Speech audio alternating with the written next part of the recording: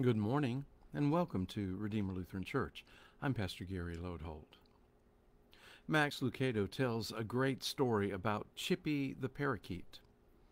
The woman who owned Chippy had a great idea to clean out Chippy's cage with her vacuum cleaner, and barely had she gotten started when the phone rang. As she turned to answer it, swoop! Chippy was suddenly sucked down the hose and into the vacuum. She found Chippy in the bag, alive, but shaken up and covered in dust. So her next step was to rinse all that dust off of Chippy under a stream of water in the sink. Noticing that now Chippy's feathers were soaked, out came the hairdryer. When a reporter asked the woman how the bird was doing after the ordeal, the woman replied, "Well, Chippy doesn't sing much anymore. Mostly he just sits and stares." I imagine we might too. I also imagine that you may have had days a bit like that. I know I have. Days that are one demanding thing after another. Days that get started and never seem to quit. And the thing is, while Jesus is the Son of God, he was also human. And it's not hard for us to imagine that he may have had days like that too. This week I plan to walk us through one day in the life of Jesus. We will move with Jesus through all his encounters and the demands placed upon him. We will also see how Jesus reacted to those and choices he made to renew himself along the way. The day in question can be found in the Gospel of Mark, chapter 1, verses 21 through 39. So, let's begin. Let's back up just a second and highlight what had gone on just the day before. Jesus had been walking along the shore of the Sea of Galilee near the town of Capernaum and called some fishermen, Peter and Andrew, James and John, to become his disciples. "I will make you fish for people," Jesus told them.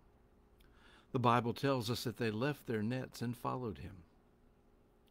The next thing that the Bible tells us is that when the Sabbath came, Jesus entered the synagogue and taught. Now, there's a joy and an energy to doing that, to being in God's house, to sharing God's word. But still, just a Sunday a week ago, I finally staggered home and Nan said, "You look really tired." I answered that I had taught Sunday school, preached that day, served communion, met with the worship and music committee, and then taught confirmation for an hour and a half. Now, doing that wasn't necessarily physically taxing, but it can be mentally and spiritually demanding. Jesus entered that synagogue and taught people about the love of God in a way that they had never heard before. It's draining to pour out yourself to hungry, yearning ears. Furthermore, Jesus taught differently than the way the scribes they were used to taught. It was typical in that day for the scribes to present their views and to base them on what rabbis throughout the generations had previously said. But Jesus didn't do that. Mark tells us that the people were astounded because Jesus taught them as one having authority. In other words, he didn't quote others for his points. He simply said them, and they stood on their own. You might think of the Sermon on the Mount, where over and over Jesus says, "You have heard it said, but I say to you." Jesus spoke the truth about God's love powerfully and directly. Now, there's more that happened during that time of worship at the synagogue, but that's tomorrow's story. But before we leave this part of the story, I think it's important to point out that Jesus went to the synagogue. Worship and being together with God's family and learning about God was something that Jesus saw as important. Maybe that's something we should pay attention to. Sometimes we let other things and commitments take priority over coming to worship.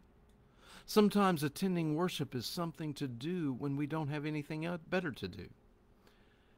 And while I like that we live stream our worship service and that doing so is a great thing for those who are shut in or ill or away, I do think there's a difference between worshiping among the family of God and in viewing worship.